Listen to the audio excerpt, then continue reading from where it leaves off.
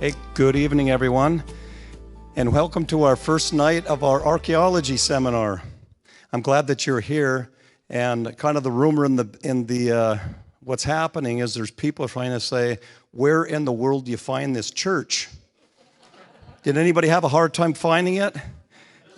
Okay, well, there was a number of people that have had a hard time finding it, and so I'm glad that you found our location.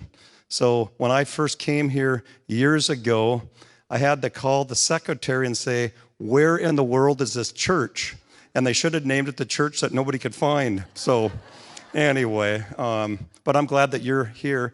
For those that are not familiar with our facility, the restrooms are right onto our left, right over in this hallway. You can ask one of the greeters to help you out.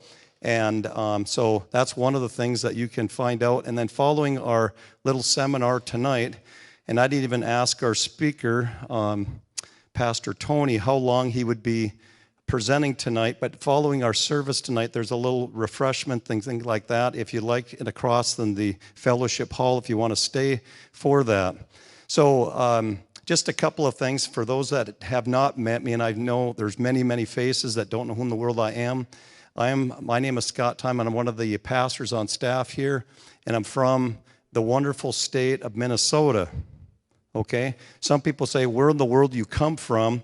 If you're wondering where I come from, the northern accent is from 150 miles from the Canadian border, okay? So when I talk a little funny, that's where Pastor Scott comes from. When you came in, you should have received a brochure like this. How many received a brochure like this? This is the schedule of what's going to be taking place the next 5 days. So that's what this is, and so just pay attention to that. The only day that we're missing is on Monday night. Does anybody know why we're missing Monday night? Okay, you got it. The only reason that we did not meet on Monday night is because Seattle football. Okay, they play on Monday night. We said, here, we'll give you a break so you don't have to compete with Monday night football. So anyway, that's the truth of the matter on that part. The other thing that we're going to run into troubles is tomorrow night. What's happening tomorrow night? Okay, and that's good for the Mariner fans. It's not good for us. No, anyway, because you're going to be tempted to stay home and watch the Mariner game. Is anybody tempted? No? Okay, that's good. So you're going to, I'll tell you, you're going to really enjoy this. I've listened to Pastor Tony, several different times. I just got done retiring out of the military, and part of his education background is he produced a bunch of DVDs on, one is the footsteps of Paul, and the other one's the footsteps of Jesus. And I show these at the military base, and people just thoroughly love them. And that's a part of some of the stuff that he'll be covering. And I found out one of his big things that he really, really enjoys is Egypt. And that's what tonight's presentation is on Egypt. And that's sort of, he says that's his favorite tour is Egypt. So anyway, I'm not going to do a lot of talking. I've already talked too much. So Tony, we're glad that you're with us tonight.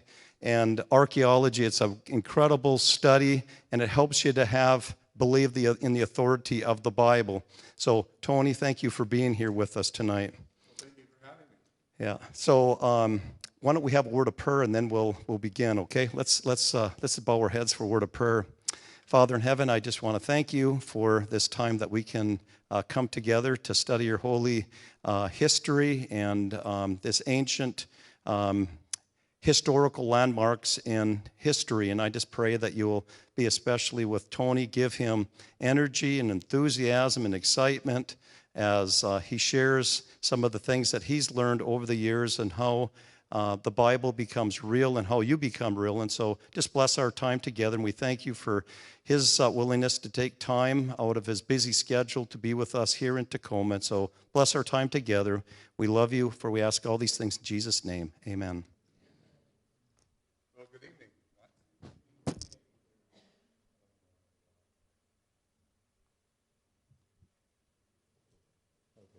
Good evening. There we go. It's so wonderful to see you tonight. So glad you're here. We're going to be going to Egypt. How many have been to Egypt? few of you have been to Egypt. How many want to go to Egypt? Okay. All right. Now, Pastor Scott, did you tell them that somehow there may be a free artifact tomorrow night? I did mention that. I didn't mention that. You can mention that. All right. So we have artifacts. Now, I have 2 tables of artifacts. We had them all up here, but we were kind of afraid of you going up and down the stairs, so we brought these down here. And there's a couple of replicas up here, like this Anubis and the Rosetta Stone and so on. But most of these are original artifacts. There's a whole row of lamps that goes from the time of Abraham, 2000 BC, to the early church, 300, 400 AD, okay? So it kind of streams through that. But a number of years ago, I was asked when I was doing some of these seminars, by someone who said, can you bring some lamps from Jerusalem? And we can use them as giveaways. So we have a few of those. So I think we're going to give one away tomorrow night to somebody who was here tonight. So we'll have to figure out how all that works. I'll let the people who are collecting your registration earlier. Back here on the back table, we have other items that we'll be looking at as time goes on through the week. There's some exquisite Roman glass here. Let's see if that gets into the light there. Is that in the light? There we go. Somewhere, there you go. Beautiful Roman glass from the time of Jesus. There'll be stories we'll be telling. And so lots of things. There's some Babylonian gods and the Asherah goddesses and all kinds of different things. For those of you who are into fighting, there'll be some Roman swords and some spears and all kinds of interesting things like that we'll be sharing as we go along, because we're going to be going to many different places in the Bible lands this week. So he just talked about our little tour. I thought I'd just throw it up there in case you're interested. You can do a scan me. My favorite, I do lots of Bible teaching tours. So we do Israel, we do the Footsteps of Jesus 2 weeks and 3 days in Jordan. We do one Footsteps of Paul 2 weeks in Turkey and a week in Greece. But the tour that I love the is the one, Egypt in the Bible. If you want to scan that, you can, or you can get it from the church. And we have 15 days in that. So we don't want to talk a whole lot about that. But tomorrow night, where are we going? Petra. Petra. How many have been to Petra? All right. Petra is, people ask me what's the most beautiful thing you've seen. And I have to say, the most beautiful man-made thing I've seen happened in Petra. And so we'll go down, we'll walk down, we'll talk about it, that city, why it was there, how it was made, why it was there. It's actually a caravan trading center. That's why it was on the map. And then on Tuesday night, we go to Jerusalem. I probably spent several years in Jerusalem through the years cumulatively. And we'll look at that city. We'll look at the 3 monotheistic religions that are based there. And so we'll go and you'll love that. And then on Wednesday night, we're going to do the Footsteps of Jesus. And so it'll be kind of a pictorial essay. Pastor Scott mentioned I've got 28 episodes of TV programs on the life of Jesus. And so we'll not give you all 28 episodes Wednesday night, but we'll give you a synopsis of the life of Jesus. And you'll see where it is. There's a wonderful scholar in the land, Bargel Pixner, who wrote a beautiful line. He said, there are 5 gospels that tell the story of Jesus. 4 you'll read in books, and 1 you'll find in the land they call holy. Understand the 5th gospel, the Holy Land, and the world of the 4 gospels will open before you. So Wednesday night, we're going to take that kind of a journey, and I think it will open up that land for you in a very lovely way. Thursday night, when Iraq ruled the world, we're going to look at ancient Iraq. Did you know that God confronted an Iraqi king with a dream in the night, and a Jewish prophet then came and interpreted the dream?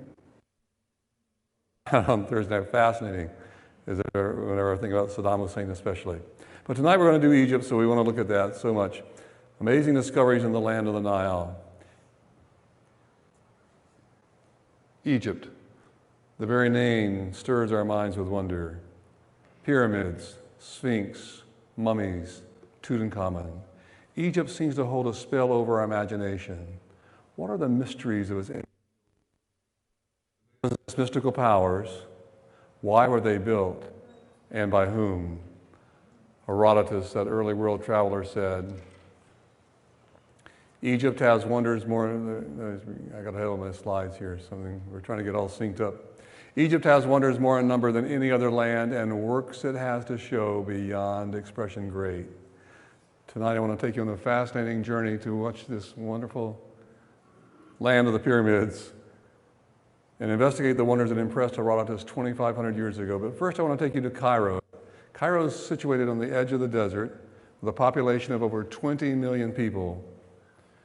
It's a crowded, dusty, and noisy city, yet one of the most vibrant cities in all the world, with thousands of buildings and monuments spanning nearly 4 millenniums, from Pharaonic to modern, with Greek, Coptic, Roman, and Muslim thrown in for good measure. It's a wonderful city of contrast, from the dry sands of the desert to the life-giving waters of the Nile. From the people who make their living collecting and sorting the garbage to the socially elite, Cairo is the very heartbeat of Egypt. When I'm there, you're confronted with many different options for traveling. Fascinating options. You can go on the dilapidated subways, streetcars or modern subways, the dilapidated buses, or the lovely feluccas, speedy taxis, or the time-honored method of going on foot. Sorry, we just got a little out of sequence here. I think I got to follow this one, so I'm going to focus on you. We were trying to get this worked out a little bit earlier, and it's not quite as much, so I'm going to follow right here on the screen. Okay, it's like the time I wandered into the Khan el-Khalili Bazaar where the famous Egyptian cotton fabrics are sold. This truck could not make the turn down the crowded narrow street, so a group of men swarmed around and literally picked up the truck and pointed it in the desired direction. You see it often in Tacoma? And this man had the fastest iron in the East. Spraying a mist of water from his mouth, he ironed the galabeah with his feet and folded it with his hands. I have to say, though, that my favorite activity is strolling by the Nile in the cool of the evening. I love seeing the sailors working their boats and the city's skyline at night. And it seems to be a favorite of the locals, too, for they're always looking at their city, enjoying their city in the cool of the evening as they stroll along the Nile. The Nile has been the source of life for all of Egypt. As Herodotus said earlier, world traveler said long ago, Egypt is the land of the Nile, and the Nile is the gift of the gods. What an incredible saying.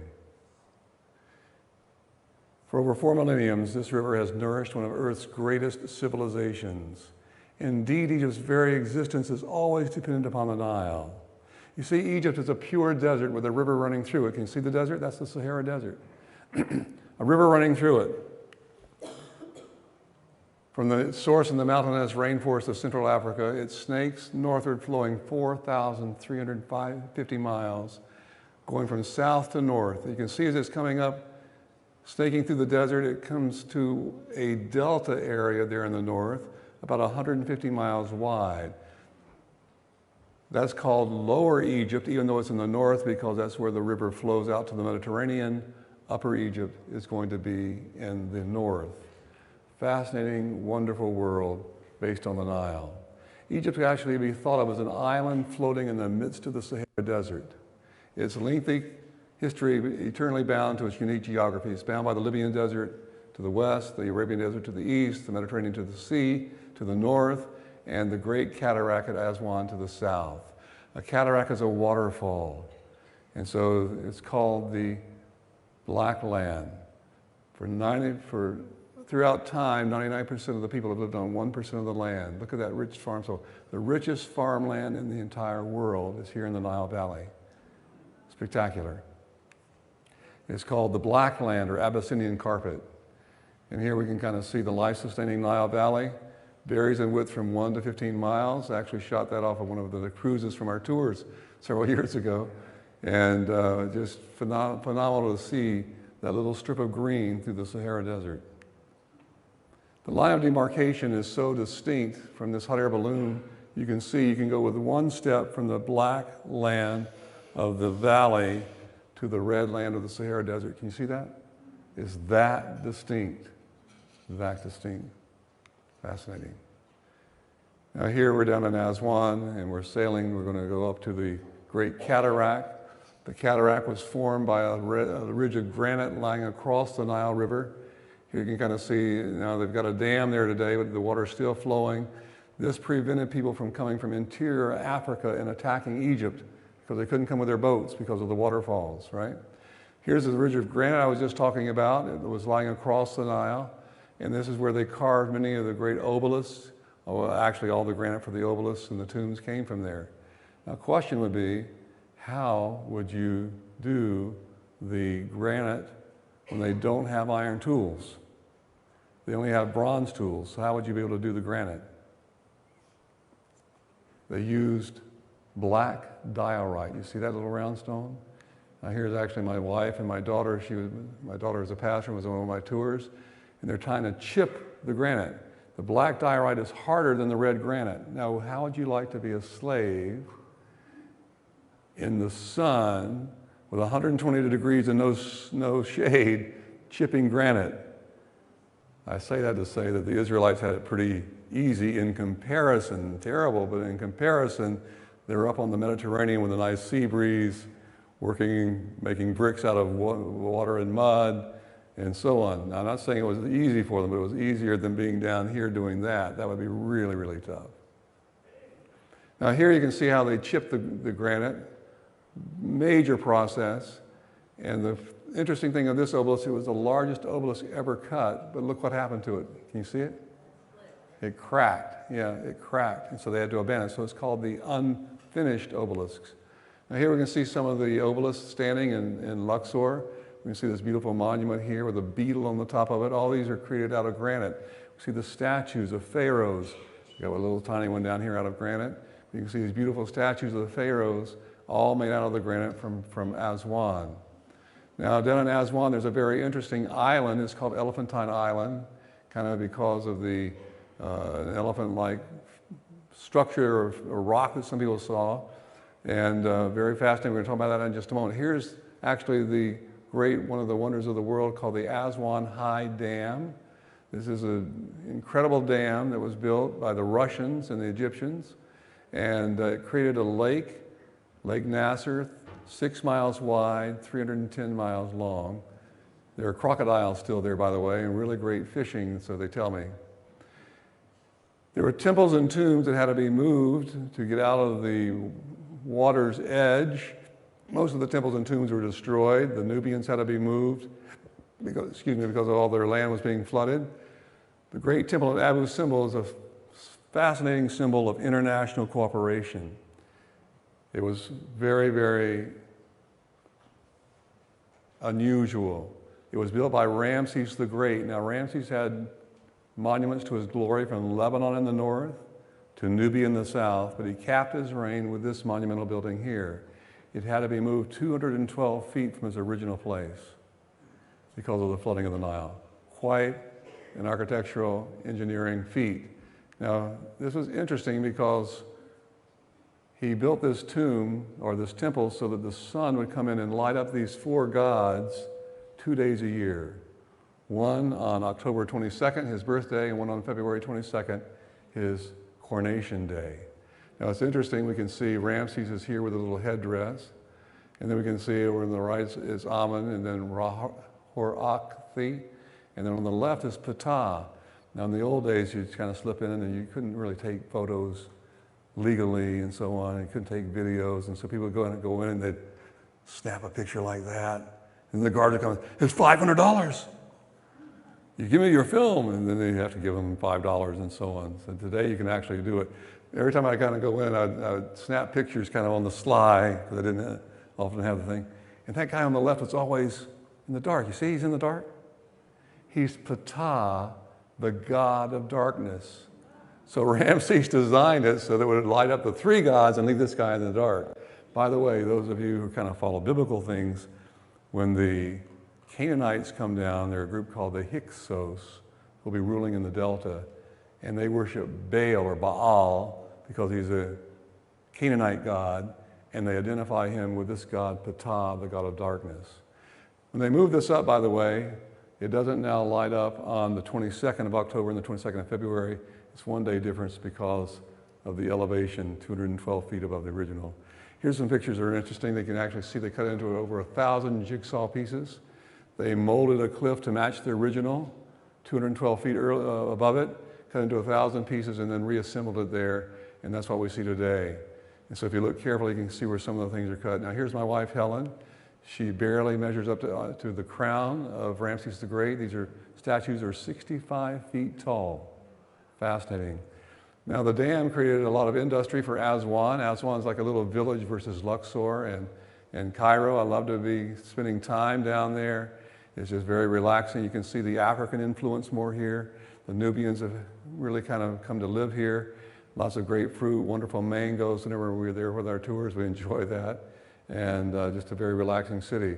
I mentioned Elephantine Island, so let's go out to it. You can kind of see, some people see maybe an elephant there, different ideas that they have about this island.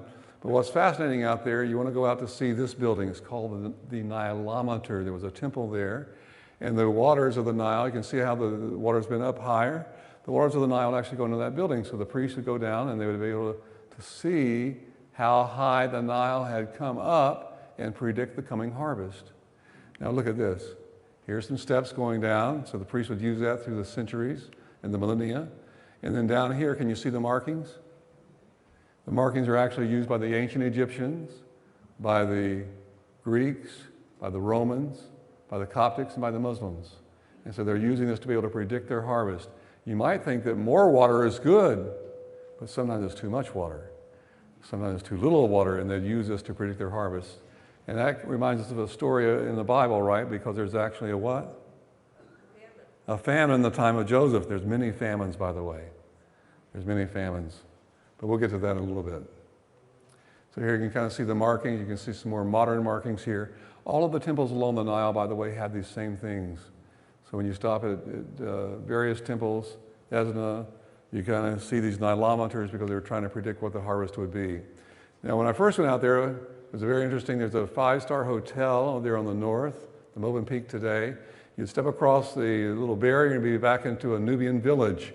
And while I was exploring that back in 1989 or 87, I met a charming school teacher and his wife. The school teacher invited me home. His wife, they lived in this little hut here, this little mud brick home. She prepared our tea on that very interesting little oven.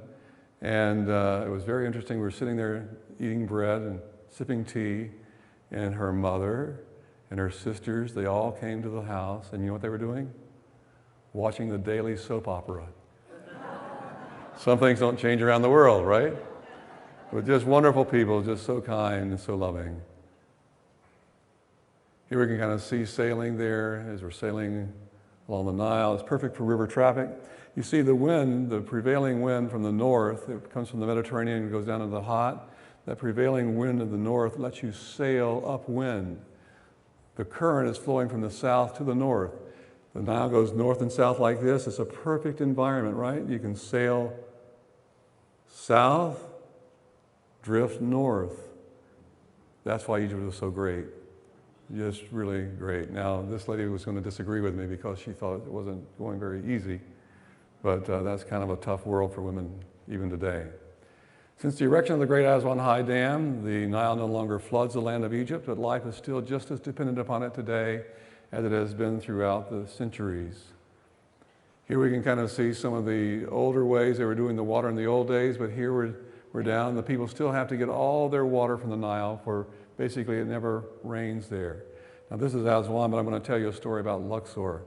When I'm down in Luxor, I'll often ask my Egyptologist for our group, when's the last time it rained here? You'll love this. 15 years ago, 18 years ago. What? Yeah. Now here we can kind of see a beautiful, even the water on the distant resorts of the Red Sea, over 100 miles away, they have to import all their drinking water from the Nile because it basically never rains there. Very good for scuba diving, by the way. So here we can kind of see the massive luxury ships being joined by the feluccas sailing the waters, plying the waters of this ancient land. So it's still the lifeblood stream of it. Today there's train tracks and there's roads paralleling the Nile, but this is still the way that all the traffic goes on you can see the highways there. They still really go by river. That's the way that everything moves there in the land of the Nile. Now, there are 3 remarkable facts I want to just mention to you about ancient Egypt. The first is the dry climate preserves things that were made thousands of years ago so that we can find them today. This very, very dry climate. As I mentioned, Luxor it rained 15 years ago, 18 years ago, all right? So it's preserved down through time. Second is that they developed a system of writing that preserved a historical record of their achievements and what life was like. So we can look back and we can kind of have that illuminated for us today. The third is that they portrayed life in art in their tombs. And they even made models in their tombs so that we could see how things were. This gives us an insight, a window into what life was like back at that time. The lack of rainfall in the desert makes Egypt an archaeologist's paradise. As I said, while occasionally in Cairo, this is actually the Valley of the Kings, almost never rains down here. So this remarkably dry climate has preserved things thousands of years old so that we can look at them. They're not washed away. In Petra, we're going to go there tomorrow night. There's one building that's kind of interesting because it was out of the context of the rain. Now you're familiar with the mummies. Here's a lady who's got her perm from thousands of years ago. And the mummies are perfectly, have been preserved for many, many years. But did you know this guy here? His name is Ginger. He was never mummified. He was buried in the desert sands. Have some of you seen Ginger? He's in the British Museum. He's called Ginger because of his hair color. Can you see his hair color? His fingernails and toenails are still intact. He's been there for thousands of years, just buried in the sand of the desert. It's so dry, it naturally dehydrated and preserved him, right? There you can see his hair color. See it? That's why he's called Ginger. So, this is what happened. The Egyptians believed in the afterlife and revolved around something called the Ka and the Ba, and they believed that your Ka and Ba could get reunited in the afterlife if it could recognize your body.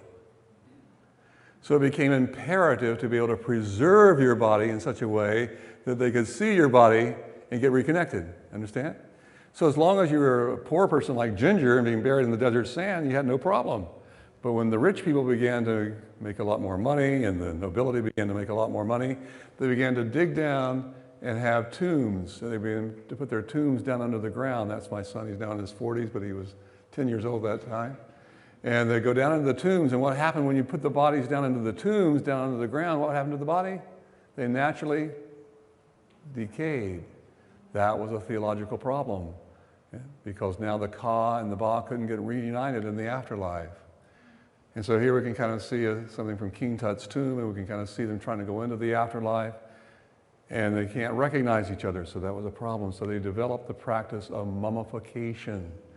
Now, embalm is a Latin word, means to put into aromatic resins, and mummy is an Arabic word meaning by bitumen or pitch, and so they began to mummify them and pitch them to preserve their skin so their Ka and Ba could get reconnected in the afterlife.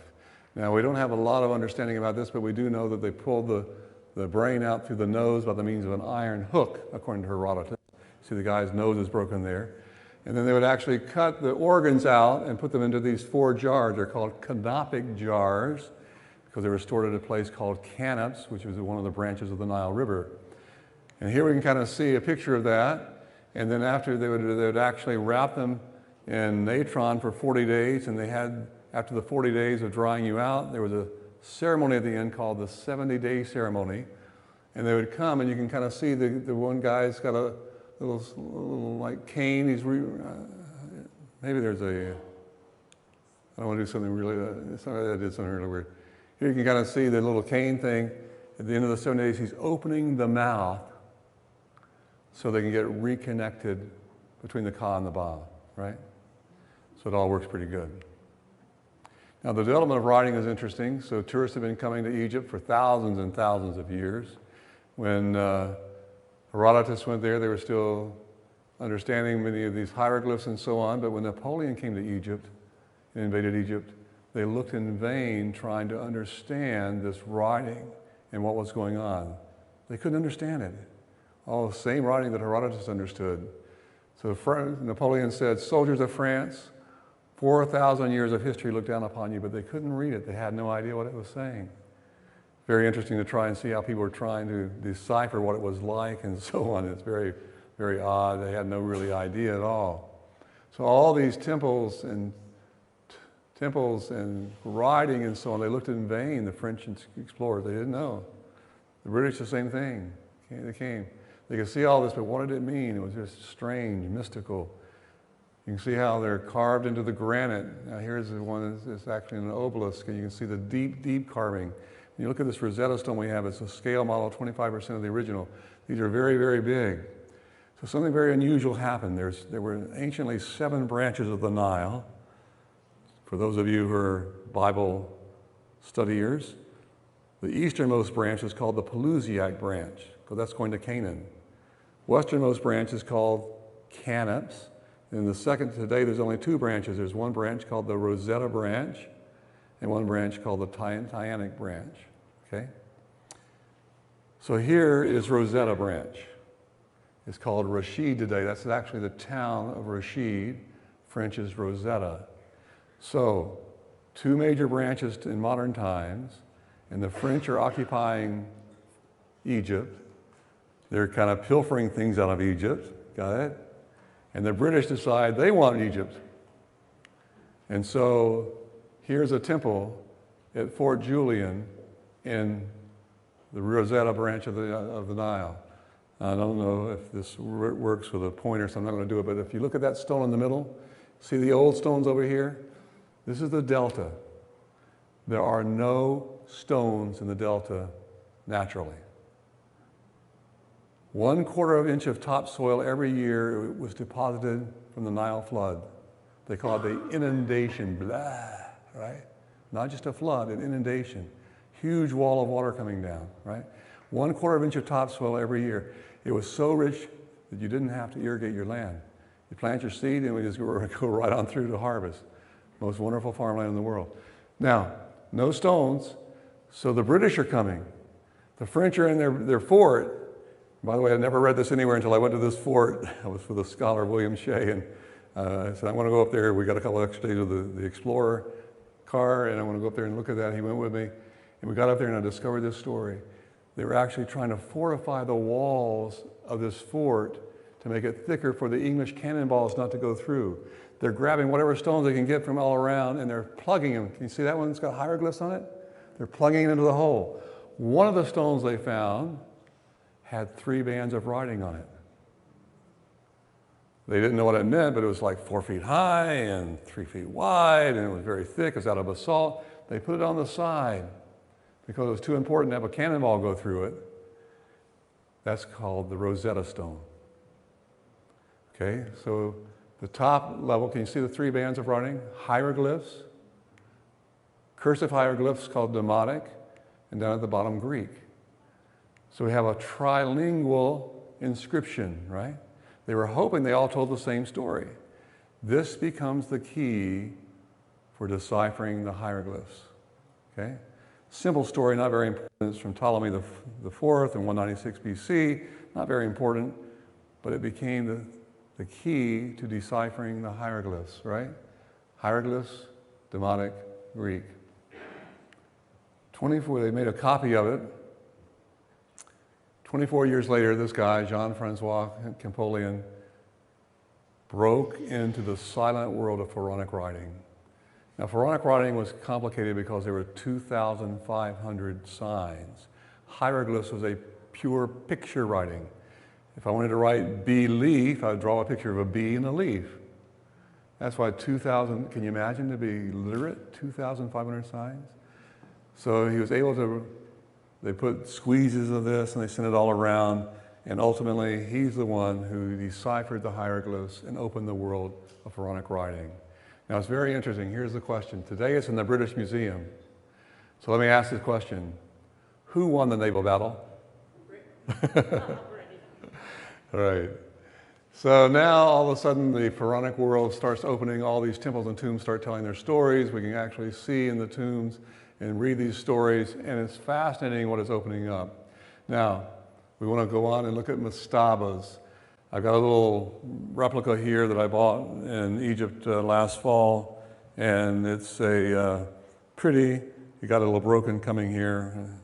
Probably shouldn't have taken it. It's not really durable. It's got you see the jackal? It's called a nubus. So what would happen is people would be buried. Now remember the Nile flowing up and on both sides, it's just all desert. So they would go to the west. They lived on the east bank of the Nile. They saw the sun set on the west bank of the Nile. They saw the sun rise on the east bank of the Nile, right? So they said, we're going to die and be buried on the west, and we're going to come back to life in the morning with the sun. You understand? So here's this almost a perfect biosphere for living, right? They saw this happening. So they would bury people out in the desert, but what's the problem with people like Ginger? Jackals. They want to dig up the bodies and eat the bones, right? So they had to do something. They built a mastaba. They call it mastaba, and they would actually put sycamore logs. You see that? Now that's from the. I'll tell you the story in a minute, but you can see those are sycamore logs out of stone because they're representing this. But they would put sycamore logs and they cover them with stones so the jackal couldn't come and eat them up. So the Egyptians are very interesting. They began to worship, or they began to honor the jackal. He became the god of the dead. So in the afterlife, you'll always see him there with the mummies. He's weighing the heart, doing the, because he's monitoring all of this. So they started. There's a temple that I like to stop at, and there's a crocodile god called Sobek. Sobek, and you'll see sometimes the Egyptian is going to have a crocodile face on his. They started worshiping that. There are huge mummified crocodiles, 15, 16 feet long in the museum there. Fascinating. Things that they're afraid of, they begin to worship, you might say, right? Kind of interesting. So they began building this, and this guy named Imhotep, a genius engineer, had one mastaba, and he said, I'm going to do 6 mastabas. See it? It's called the Step Pyramid of King Zoser. Fascinating. 6 mastabas going up. That's the first attempt at a real pyramid. But it's not really kind of a real pyramid as we would think, because it's small stones and so on. King Zoser was put inside of that, and he was the king from that. It's the 3rd dynasty, but that's kind of the beginning of what we call the pyramids. Here's another one that's kind of in between. This guy gets like 3 mastabas going up. But I wanted to point this one out to you because this one's very interesting. This is the first real attempt at a real pyramid. His name is Senefru. And he goes down to a place called Lahun, and he builds this pyramid. And on one of my tours, they just opened this up for tourists to go down into. We usually go into another pyramid called the Red Pyramid close by, and here you can see we're going down into it. And they said it was really difficult. My group said, we're going to do that one. So here you can kind of see it's kind of like a ladder, ramp going down. How deep is it? About 250 feet. Right? I had a guy get stuck down there one time. I know he was just way out of shape, had no business being down there. And would you believe I got stuck down there with him because I had to go up with him 1 rung at a time as he went up on his rear end. And 1 rung at a time going up. And I got a baker's cyst by the time it was all done because I was squatting for hours. You can't stand up. It's kind of tough. So anyway, you get down to the bottom, and then you got to climb back up to the top, and then you get to this place, and you got to crawl on your belly for about 30 or 40 feet. And you get into the tomb, and look at this, folks. This is 4,500 years old. Those sycamore logs are still there. Over 4,500 years old. What else is in there, by the way? Bats, exactly. Oh, yeah. Anyway, it's kind of fascinating to go in there. But the problem was, he didn't get the angle right. So it's called the bent pyramid. But he didn't give up. Just a few hundred yards away, he built the first real pyramid called the Red Pyramid. And then his son, Cheops, built this pyramid on the Giza Plateau. And his grandson built the one next to it called Khephren, with the Sphinx down below it. And so this is how the pyramids developed. Now the problem is they spent all their money on these megamaniac projects in pyramids, right? They bankrupted the country, and what happens is there's a huge collapse of society called the First Intermediate Period that follows that. And then things are much simpler. They're still being built into pyramids, but they're little tiny things and so on like that. Now it's fascinating to go there and look at the pyramids, the Great Pyramid of Cheops, largest stone building on earth. And it's fascinating because it's made out of over 2,300,000 blocks weighing on average 2.5 tons. So where did they come from? Well, they actually came from the east side of the Nile. There's actually a quarry there. When the flood would come, they would actually float them across on barges to the other side. They built it on a place above the flood waters on a limestone bank. And there it is today. You can see all these little small buildings around it. And so families would be buried there. They used to have a boat here, a solar bark in that little building today. It's in the new Grand Egyptian Museum that opened last year. Phenomenal. Here you can kind of see just this fascinating, fascinating building. So even more amazing than the size of the pyramid is the accuracy with which it was built. It was built facing true north. And it's oriented, it's got perfect right angles. Approximately 755 feet on each side, but no two sides are the same. But the difference between the longest side and the shortest side, less than 8 inches. So pretty phenomenal, I would say. Now, we look back and wonder, how are these built? Herodotus, that early world traveler we've been quoting, said it took 100,000 slaves 30 years to build the Pyramid of Cheops. How does that square with what we know today? No, it didn't really take that long. And by the way, they would build these pyramids during the flood time when the farmers couldn't work their land. So it was a way to organize society, you might say, and give people jobs and so on. Public works, you might say. So people begin to think, how did they do this? They only had bronze tools. Now, Herodotus said they had block and tackle and iron tools. We know that's not true today. He just didn't know. So how was it really actually built? Well, here's a very interesting thing from down in Luxor at a place called Karnak Temple. This was a pylon built at a later time. It was all decorated on the other side. When you came to it on the back side, look what they had done. They built a ramp, a mud brick ramp. You see it? Part of it's still there. So they would build the ramp all the way to the top, decorate, finish, cover it with plaster or limestone, remove the ramp as they came down. Project came to an end and they never finished it. So it lets us see how they did the pyramids. They did the pyramids in the same way. They would have mud brick all the way around all of this. They'd have their ramps. They'd go up and they'd finish it. They would finish it by doing what we see here. It's got the fine Tura limestone on the top. That's Khepron's tomb. You see it there in the middle? It was fine Tura limestone. It's been pilfered through the centuries for building churches and mosques and buildings, palaces, and so on through the years. So here we can kind of see that. And they've actually removed it through the years and recycled it into other buildings. So we might ask the question, why would Herodotus have it so wrong? I want you to think about a phenomenal fact. When Herodotus went there in 400 BC, or the 5th century BC, the pyramids are further away from him in his day in the 5th century BC than the Colosseum in Rome is from us in our day. These things are really, really old, is what I'm trying to say. And so when he went there, he met a priest that he thought really knew what was going on, much like this guy I met. I wanted to go out here to look at this stele between the paws of the Sphinx. When the guards weren't there, this was back in 1986 or so.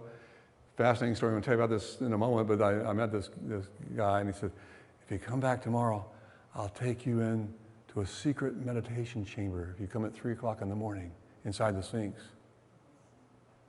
There's no secret meditation. There's no secret chamber. But he was wanting to get money today for something he would not produce tomorrow. Herodotus met similar people to that. They just tell stories, right? So the Sphinx seems to symbolize everything that's strange and mystical and wonderful about ancient Egypt. It's one of the light shows years ago before they got into all the lasers and so on, just really beautiful to go and enjoy and see. Now the Sphinx is a lion-shaped body. It's 240 feet long. The 13-foot wide face is of Khepron, whose tomb towers above it. That's his pyramid behind it, right? And it's an Egyptian phrase that means living being. It fused together the features of God and king and man. And you just kind of see him there. Now they've actually rebuilt some of that. I should put some new pictures in here. They kind of had to resurface all of this through the years, and it's all been kind of redone and very, very beautiful today. They shot the nose off through the years, taking target practice and so on, and very sad about that. But fascinating building. Well, I went out at 4:30 in the morning to take these pictures here. Today you can't even get close to that because there's a stele. Can you see the stele?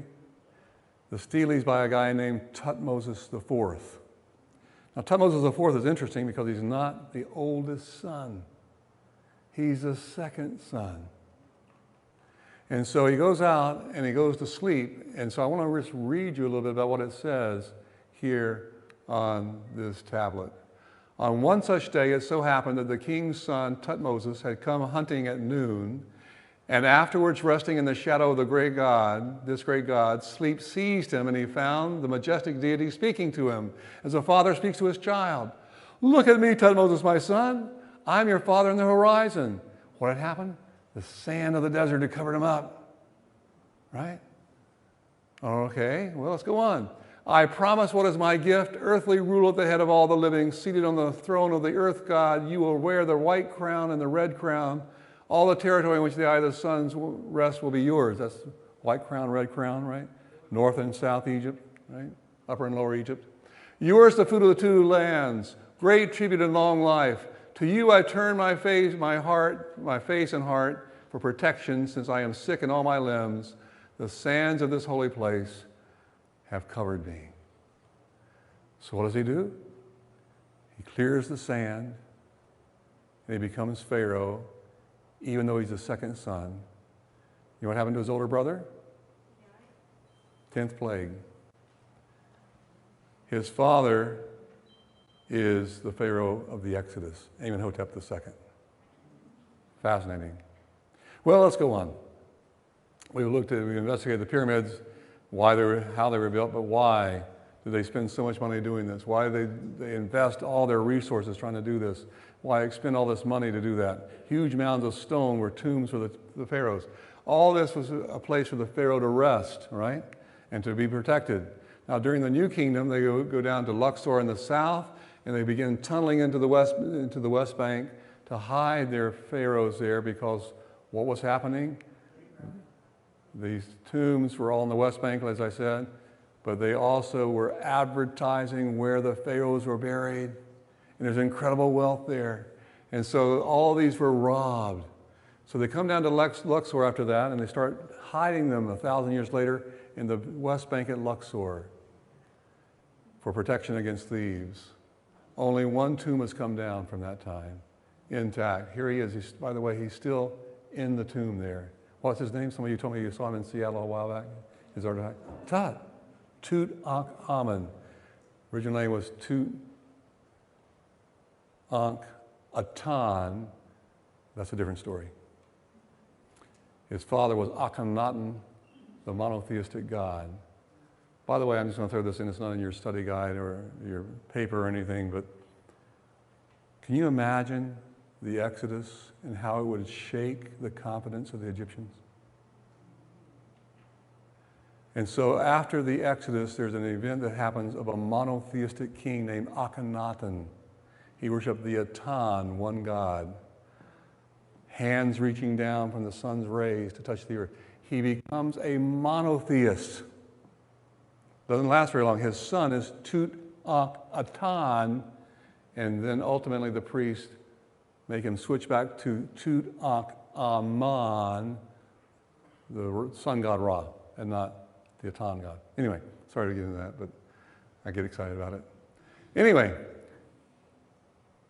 you're familiar with the story of Joseph in the Bible. Let me ask the question. Any evidence to it? Here's what the text says in the Bible, by the way. God has shown Pharaoh what he's about to do. 7 years of great abundance are coming throughout the land of Egypt, but 7 years of famine will follow them. Then all the abundance of Egypt will be forgotten, and the famine will ravage the land. Now, this is going to be a really bad famine, right? Where's the famine worse? In Canaan. They're out of food in Canaan. That's why Jacob sends his family down there to Egypt to get food. As bad as it is in Egypt, it's better than anywhere else in the world, in that whole region of the world. You understand what I'm saying? All right. Okay. So let Pharaoh appoint commissioners over the land to take 1/5 of the harvest of Egypt during the 7 years of abundance.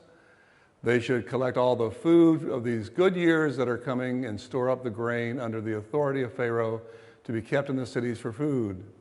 This food should be held in reserve for the country to be used during the 7 years of famine that will come upon Egypt, so that the country may not be ruined by famine. So Pharaoh said to Joseph, "Hereby I put you in charge of the whole land of Egypt." Then Pharaoh took off his signet ring from his finger and put it on Joseph's finger. He dressed him in fine linen and put a gold chain around his neck, and he said to him, had him to ride in a chariot as his second in command. Fascinating story. Now, when does this happen? Here's a very interesting tomb painting from the capital area where Akhenaten had moved. He abandoned down in Luxor, and he moved up to a place called Amarna.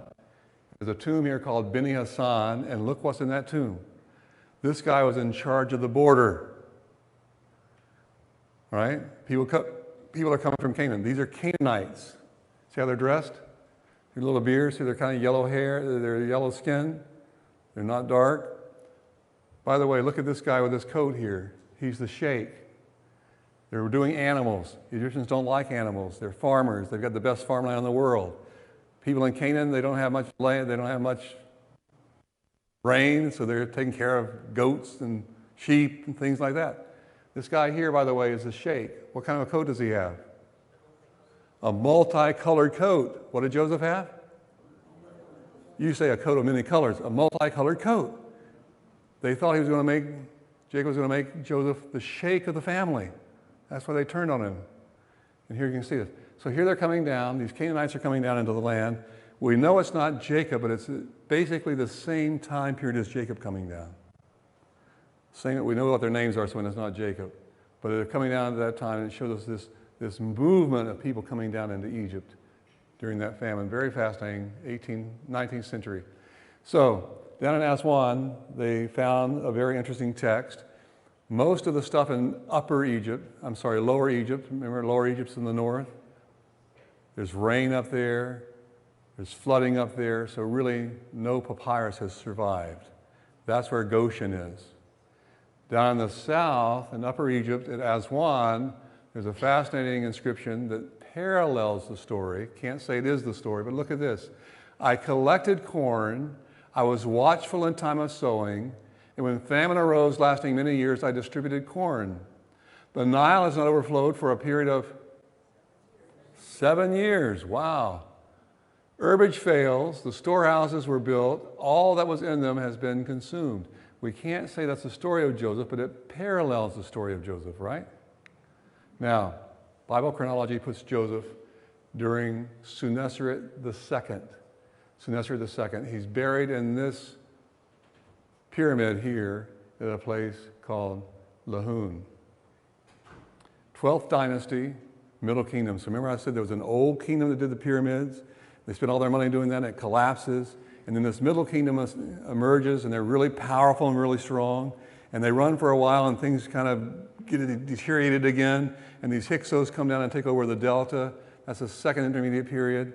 And then there's going to be a new kingdom after that. So now we're in this beginning part of the Middle Kingdom, Sennacherib II. If we're right, Joseph buried that pharaoh in that pyramid. That's pretty cool. That's pretty cool. As a matter of fact, when I have that little piece of down here, I told some of you it came up, there's a little piece of fabric here. It's actually a mummy wrapping from a mummy that was in the ground under the sand at this pyramid. One of my tours, we were out there, and this is all, everybody wanted to be buried near the pharaoh, so there's just tons and tons of bodies there and bones everywhere. Fascinating, way out in the desert. So you can see this was a mud brick, so they weren't spending all that money doing big stones, but they were covering it with white Tura limestone, right? Look at this. Can you see what that is? A rock? No, what is it? A mud brick. And what do you see in the mud brick? Straw. You see dried grass. The Israelites, remember, were making mud bricks. They weren't making pyramids. They had already been done for a long time, over 1,000 years before they got there. They were making mud bricks, just like that one.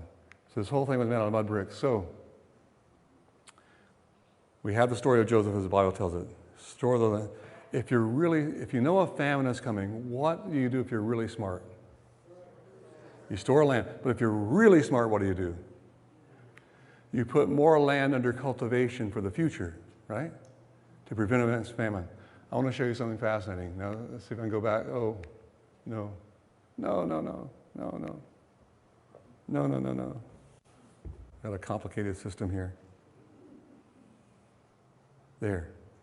All right. So you see the Nile's coming up. You get to Cairo, and the delta begins, boom, like that. Cairo is also a place called Heliopolis in the Bible, Memphis. Do you see the big lake over there to the left? You see it? Okay. Do you see it there? Not a natural lake. It's a depression in the ground. And at the time of Sennacherib II, they built dikes and canals and diverted the river Nile and flooded that area and put a third more of the land under cultivation to prevent future famines. Now, during the Roman period, it was very dry and they forgot all about all this. But at the turn of the 20th century, a British engineer found all these dikes and canals and theorized that they had flooded this area before in the past. Well, they didn't have any money to do it, so they didn't do it, but in the 1950s, they reflooded it again. And today you can see this canal going out, and you can see that pyramid off in the distance. You know what that canal is called today? Joseph's Canal. Bar Joseph, Joseph's Canal. Can you believe that? How cool is that? Joseph built these canals because he was really smart. God blessed him, trying to keep Egypt from getting into problems in the future, right? I mean, how cool is that? Wow. So where was Goshen? Well, the people came down. Jacob was living in Hebron, came down through Beersheba, came down to Heliopolis, but they went up to this place called Rewati. I love the name Rewati. You know what it means? The house with two doors, because the road came from interior Egypt there, and then it left Egypt. It's kind of like Tijuana or San Diego, and goes on up and up into Canaan, right? And you can see that that's where that eastern branch of the Nile I talked about, the Pelusiac branch, right there. You see it? Sail up that way. So here was the land of Goshen. Jacob came and settled with his family in Goshen, and this is where the merchants came from Canaan and Syria. They also were there because they were taking the caravans down into the land, and so they all kind of settled there, and then things kind of turned bad. Now we kind of go there and we look at this. Now, this is not Rowati, but it's a town about 10 miles away because the whole harbor silted up and they had to move to a place called Tanis. Now, I want you to look at that in the distance. You know what that is? Is that a hill? You can't see it very clearly. I'm so sorry.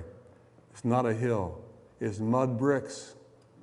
It's a city, a huge city, 100,000 people or whatever, capital of the northern part of Egypt at that time, right?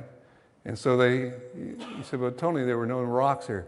These statues and these rocks had to be moved from that Rewati, they're called Peru Nefer, over to this place called Tanis as they established the kingdom capital there.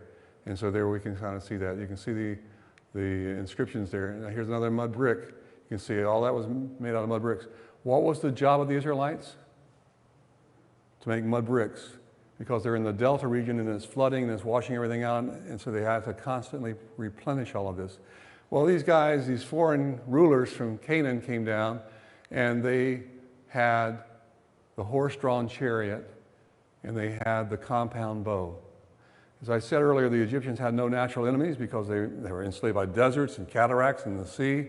These guys had advanced warfare, and they took over the delta. And they ruled as Pharaoh for 100 years. They're called the Hyksos, or the foreign rulers, okay? And so that takes us to this. Now a new king arose over Egypt who did not know Joseph, and he said, "Come, let us deal wisely with them, lest they multiply, and in the event of war, they join themselves to those who fight against us." So here are foreigners ruling the most powerful part of Egypt, right? And they're afraid that these Canaanites, Jacob's family, who've had high positions in the kingdom, might identify with the old kingdom and try and overthrow them. And it goes on to say something very interesting. It says, so they appointed taskmasters over them to afflict them with strange labor. They're more than us. Why? Because they're a minority there. It's not talking about the whole Egyptians. It's talking about that Hyksos group that was there ruling Egypt. And so they made them slaves, and the Bible specifically says that they were making these pillars. Well, the real native Egyptians don't like this very much. So there's a guy down in the south. His name is Second Ra. Ra is Ra. You'll see that a lot. It's the sun god Ra. Second Ra starts a war of liberation. It's a funny story. The Hyksos king says, "Hey, your hippopotamuses are making all this noise and it's keeping me up at night. Can you keep them quiet down there in the south? You backwater people," right? So this guy takes his sword and goes up and he launches a war of liberation. Can you see what happens to his head? Boom. There's a beautiful museum today called the Museum of Civilization. He's actually in the Museum of Civilization. You can just see all the axe blows to his head. He dies. But his sons, very interesting, named Kamos and Amos, they continue the war of liberation and they drive out the Hyksos. And they take their land, their capital, and they make it their northern capital, and they build their palaces there. As a matter of fact, here's a very interesting thing. You can see down in the south, unfortunately off the page, has Luxor down in the south, and then this place called Peronefer, which means beautiful voyage in the north. And they make it their capital. They have their palaces in both places, and they form what's called the 18th dynasty of the New Kingdom, right? Very, very interesting. And so they fight, they deliver, they get rid of these people. There's a big battle that goes on, and then they begin ruling, and they bring Egypt to really its greatest period ever. It's the first time they become an international empire, and so on. And so they begin building these beautiful buildings, and in Luxor, the enslaved Hebrews are being persecuted by these guys too, you might say. Now, so his name is Kamos and Amos. Very interesting. Sorry, I got a little repeat slide there. I'm going to mix up with the two slides. Okay, so here we can see Luxor Temple. These are papyrus capitals at night. And this is Luxor Temple with the statues of Ramses. He kind of co-opted this. It's 700 years old, but he kind of says he built it and so on.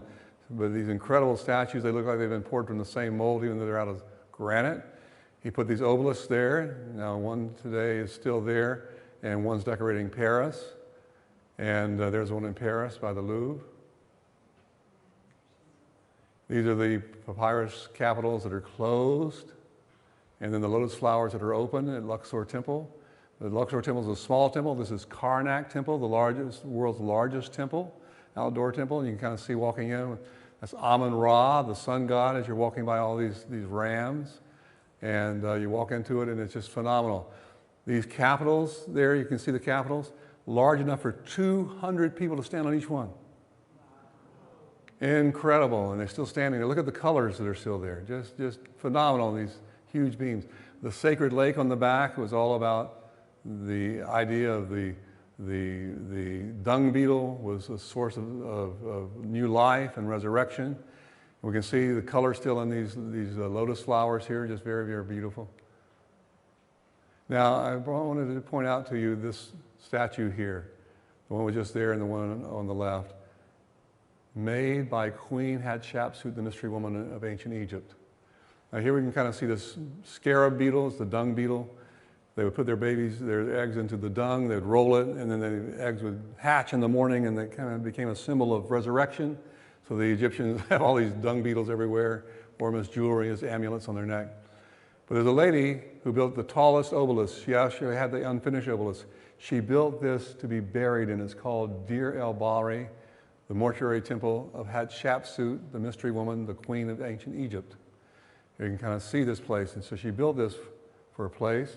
She's married. Her father is Tutmosis I, who comes after Amos, and Kamos is Tutmosis I. He has no sons through his royal wife, and so his daughter Hatshepsut is the princess of record. She marries her half-brother, who's from a lesser wife. The half-brother is kind of interesting, and his name is Tutmosis II. They don't have any male children, right? They don't have any male children. So what will they do?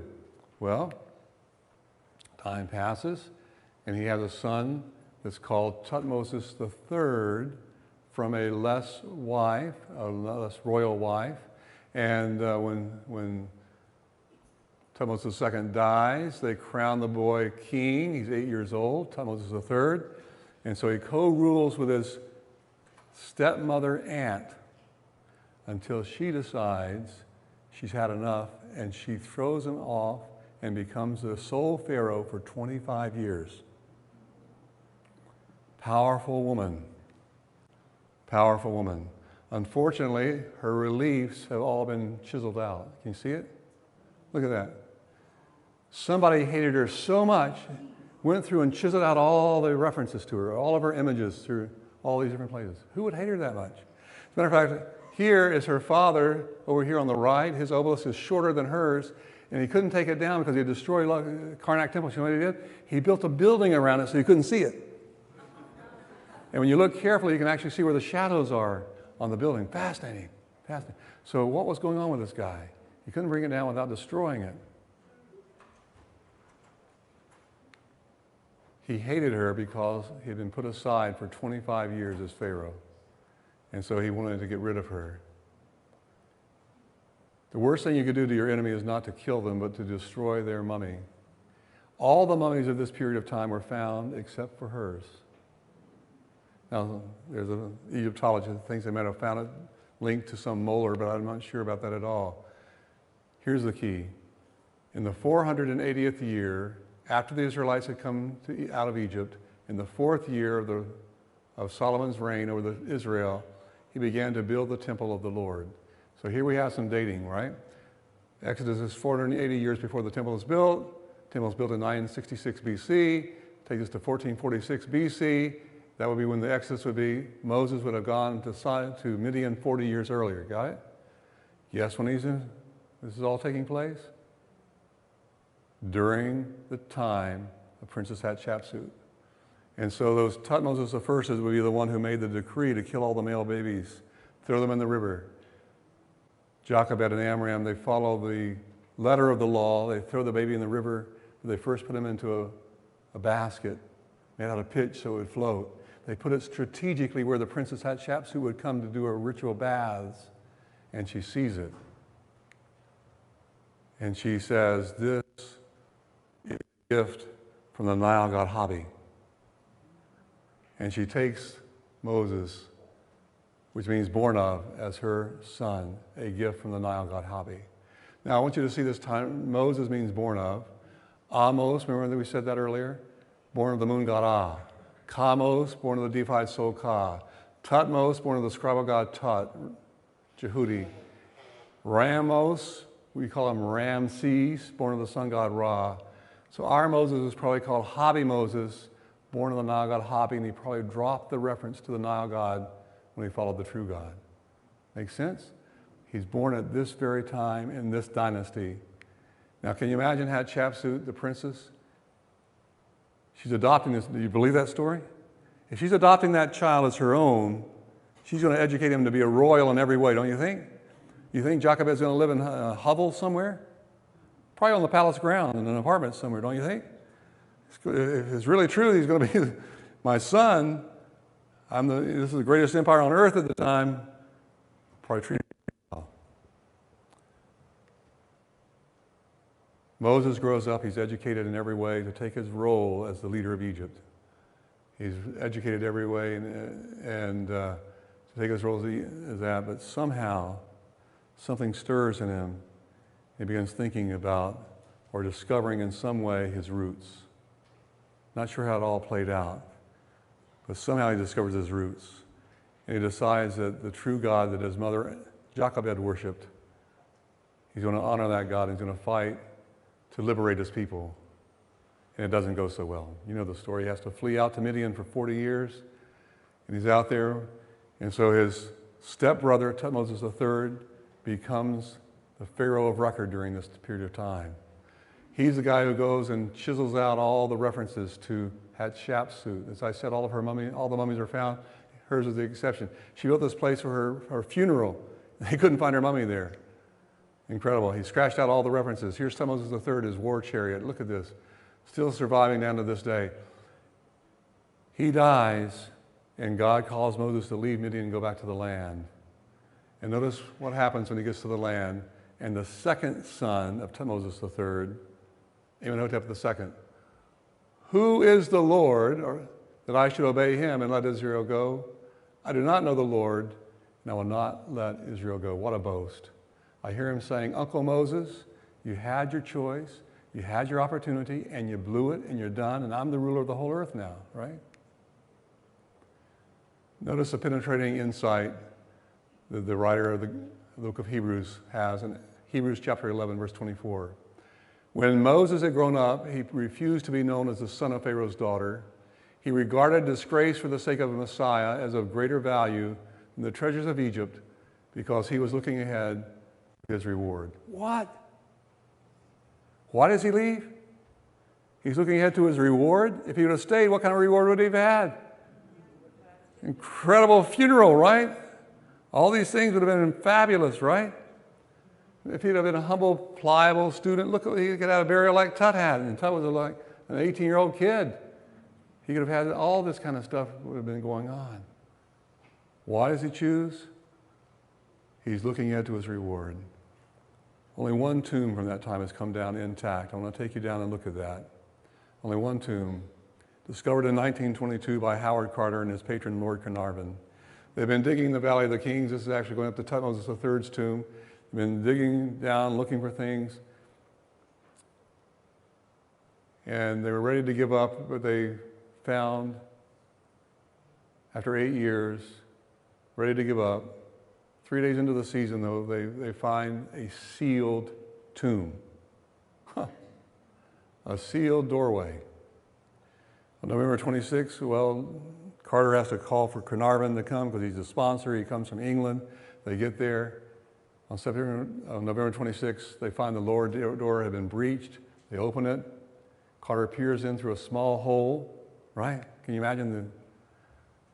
Here's what he writes in his diary. With trembling hands, I made a tiny breach in the upper left-hand corner, darkness and blank space as far as an iron testing rod could reach.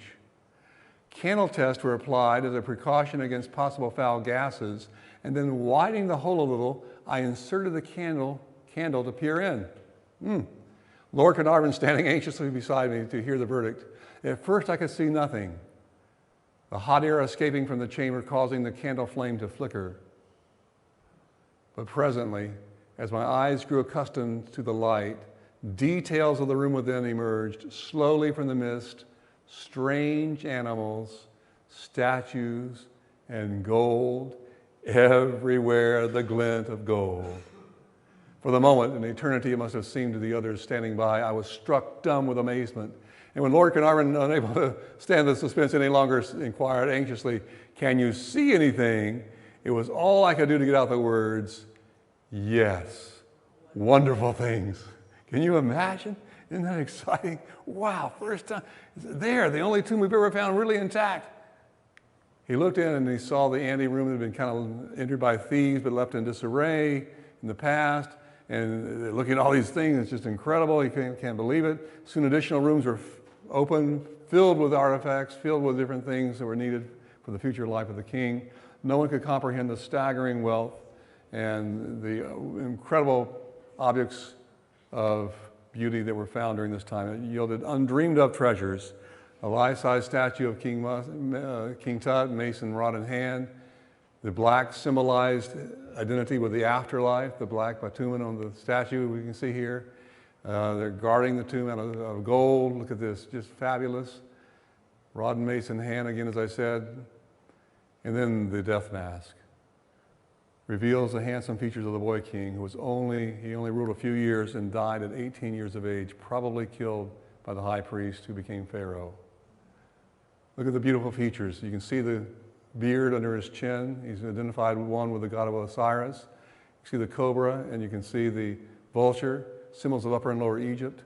Just exquisite, exquisite. The throne of King Tut was wooden. It was covered with gold, silver, and precious stones.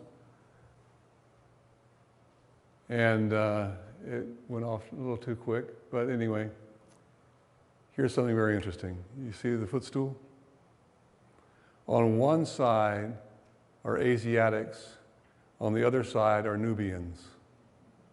the traditional enemies of Egypt. What does the Bible say? Sit down on your throne, and your enemies will be a footstool under your feet. And there you can see the footstool. Yeah, every time he sat down, he's putting his feet on the enemies of Egypt, saying, I'm powerful to do that. Right? Very interesting. There you go. You can see on one side, they're the Asiatics, and on one side, the Nubians. You can kind of see the different skin colors and hair colors.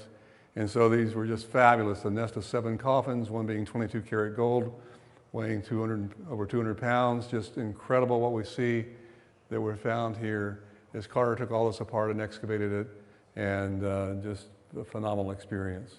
Phenomenal. You can see the flowers that had died when they opened it. They put all these flowers inside, still there. And 143 jewels distributed over his body. Over 5,000 priceless treasures were found in the tomb. There's our scarab beetle again, the symbol of the resurrection. In case your toenails didn't work out too well, they, had little gold things they could put on your toenails and your fingernails to preserve you to the afterlife. Now, there's an interesting pillow. I'm staying here at the guest house, and I brought my own pillow. But anyway, that was a tough pillow there, right? Man, that would be rough. But it's beautiful, but rough. Here's the canopic jars that they actually put his organs into, right? Beautiful. You can see the coffin.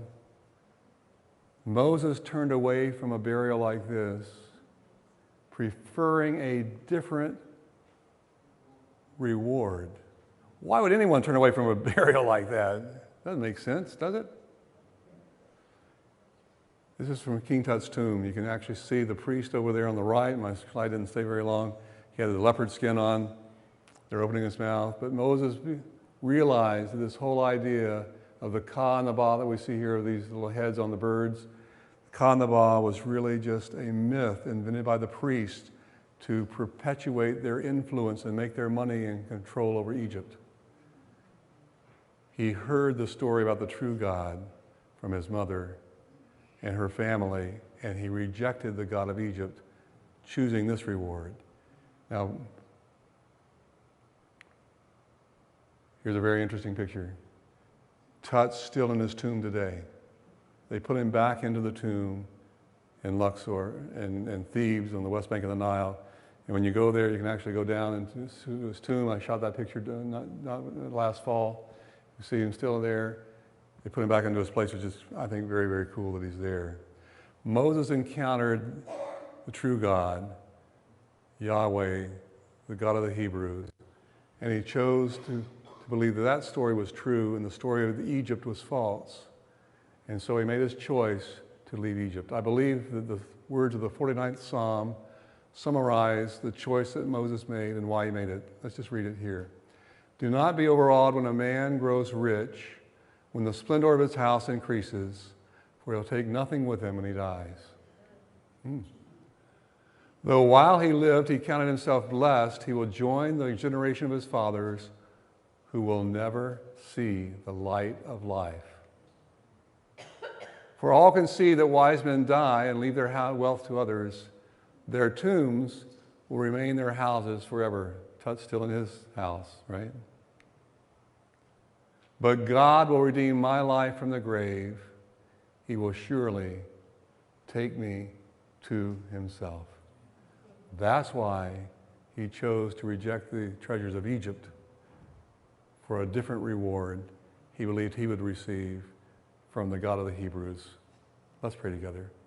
Father in heaven, I thank you this evening for the opportunity to be here in this town of Tacoma, this church, and share these stories from the Bible. Look at all the wonders of ancient Egypt and see how they interact with the biblical story. Really, thank you so much, Lord, for allowing me to share these things with these folks. Thank you for the story of Moses and how he made a choice to honor you that ended up blessing the entire world. I pray that you'll help us today to make choices also that will honor you and bless those around us, our family, our friends, our neighbors, our colleagues at work and school. We want to do that, much like Moses did long ago. So bless us as we make choices like that. We'll honor you. Bless us in our journey with you is my prayer. In the name of Jesus our Lord, amen. This is, by the way, what they found. Look at the flowers. They've faded. on top of the gold, just a really wonderful thing. Well, tomorrow night we're going to go to Petra, Fabulous Tales the Tale Tells. Tuesday night we're going to the Jew, the Arab, and Jerusalem. Wednesday night in the Footsteps of Jesus, a beautiful picture of the Sea of Galilee. And then on Thursday night, when Iraq ruled the world. And so we hope to see you tomorrow evening. I hope you can join us for that, even though the Mariners are playing. Sound like my Dodgers are in the playoffs, by the way. But anyway, that's a different story, so I've heard. Anyway, thank you for coming, Pastor Scott. Maybe you want to remind them of some of the things that are happening. And if you want to come up and see the artifacts, we'll have that. We'll have new artifacts out every night, and be happy to talk to you about them. Hello, there we go. Hey, so when you leave, there is an outline if you want an outline. I wasn't sure how many people want it, so there's an outline if you want it, and there's refreshments in the fellowship hall as you leave. Thank you so much for coming. I hope you have enjoyed the presentation, and if you have questions for Pastor Tony, he'll be right up here. So again, thank you for coming, and we'll see you tomorrow night. God bless you, and have a safe trip. Thank you. Thank you.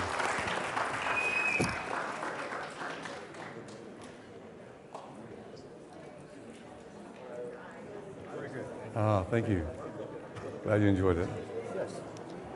I was there. I wasn't about to come. Oh, is that right? Yeah, Oh, man.